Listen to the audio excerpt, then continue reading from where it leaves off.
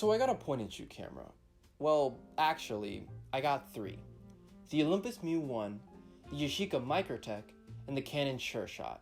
This is the first in a three-part series in which I review each and every camera and figure out which one is best for point-and-shoot photography. And I'm starting with the one that I have the most experience with, the Olympus Mju-1. From Olympus, the new Mju. It helps say goodbye to red eye.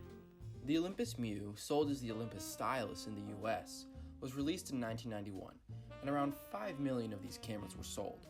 It's very light, with the exterior being made entirely out of plastic. But despite this, it still looks and feels very premium, with a satisfying opening mechanism and a sleek ergonomic design. This camera is absolutely gorgeous.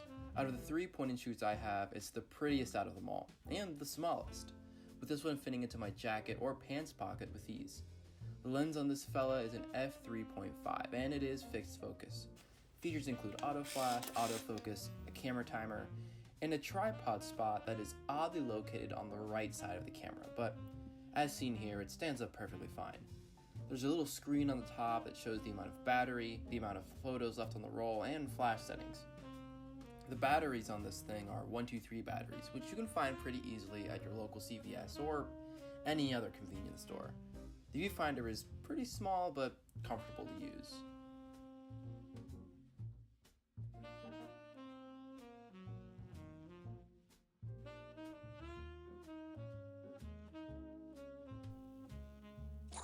Some criticisms. Now, while the photos taken with this camera are good, I do have some issues with the camera. First off, the flash is bright, like obscenely bright. Hey, you. You're finally awake. And if you have auto, it'll be flashing even in instances where it's not needed. The autofocus, especially when you're taking selfies and whatnot, is very hit or miss, with some photos coming out blurry for absolutely no reason.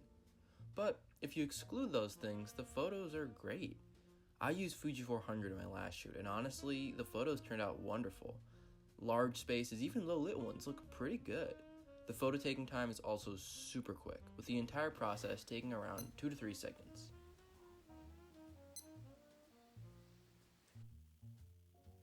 Part 3, the ranking. But how does it stack up against the other 2 cameras? Well, I've devised a ranking system that should help with figuring out where this camera resides.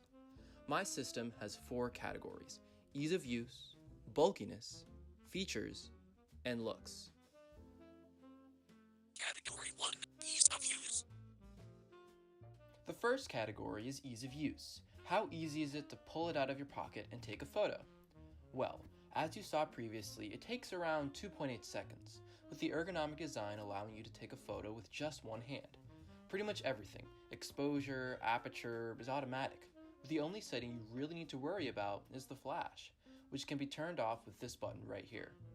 All in all, I'll give this camera a 10 out of 10 for ease of use. Anybody could pick it up and figure it out. Category 2, bulkiness. This camera is the smallest out of all the cameras I own, with the only one coming close being my old Retina 2A, which I miss dearly.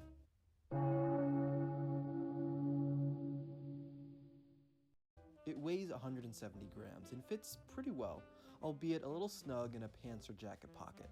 I'd give it a 10 out of 10, but given the fact that there are other smaller 35mm point-and-shoot cameras like the Minolta TC1, and I plan on reviewing more point-and-shoot cameras in the future, I have to knock it down a point and only give it a 9 out of 10 rating.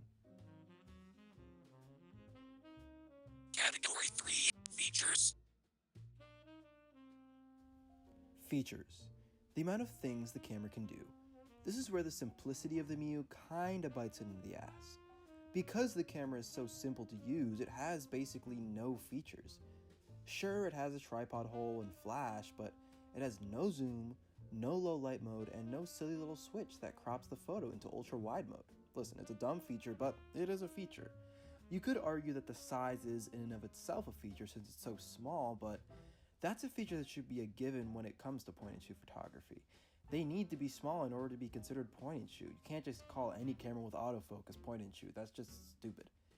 And the features it does have sometimes don't even work, like with the flash. Oftentimes when you're out and about, you need to turn it off in order to avoid flashbanging the person you're photographing.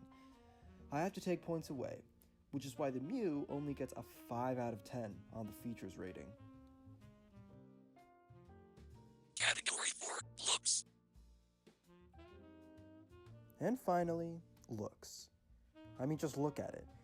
Yes, it is made of cheap plastic, but I mean, look at it. It's iconic and one of, if not the Sleekest. designs I've ever seen in a camera, period. 10 out of 10. The final part means it's time for final thoughts. Overall, averaging out these scores, the Olympus Mju-1 gets an overall rating of 8.5 out of 10, meaning that on the point and shoot ranking, right now it's at number 1, but also in last place. This is personally one of my favorite cameras.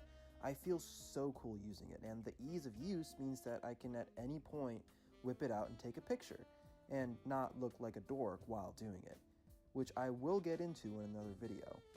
I'm looking forward to seeing how it ranks against the other cameras, and to see whether or not it can keep its place as number 1 in my ranking, and not be last place anymore. Thank you for watching, and I hope to see you soon. If you liked the video, maybe try watching one of these, and subscribing for more videos like this.